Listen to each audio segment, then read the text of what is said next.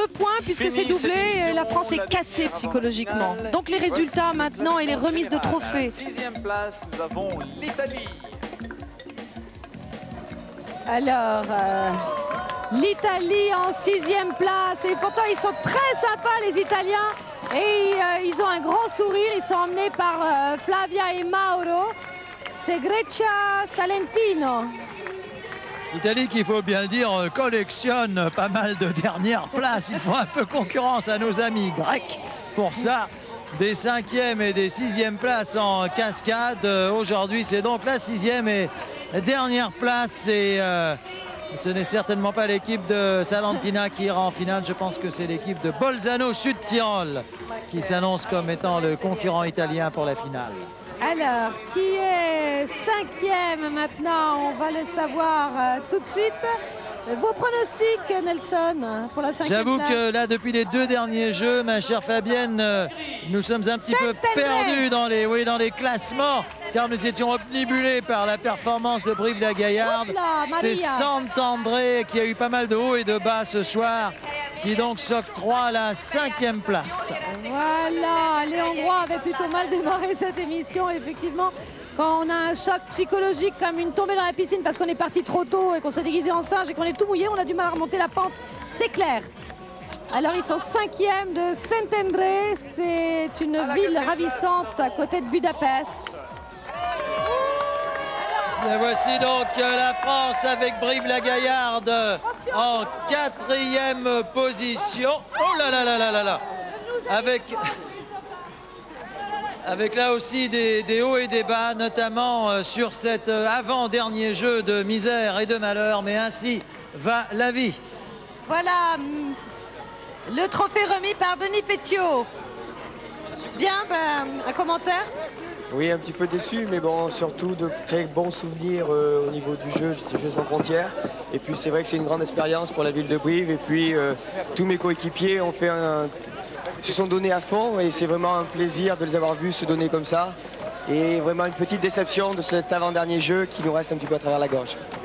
Merci en tout cas, vous avez été absolument adorable. Merci à Brive-la-Gaillarde. Et le trio de tête, à la 3e place, la Grèce. Alors la Grèce qui s'avance maintenant, c'est la ville de... Edessa donc pour la Grèce qui termine 3e. Il y a longtemps que nos amis grecs ne nous avaient pas habitués à un tel festival, mais ce sera également insuffisant pour Edessa, puisqu'en fait c'est la ville de Patras, selon nos calculs, qui devrait représenter la République hellénique en finale de Jeux sans frontières. Voilà, et puis pour nous, on l'a peut-être dit déjà, oui, on l'a déjà pressenti, c'est Martigues qui viendra en finale la semaine prochaine. Nous en sommes évidemment très heureux. Nous sommes aussi heureux pour Martigues que déçus pour Brive-la-Gaillarde. Voici la Slovénie menée par Moica, la présentatrice de la télévision slovène.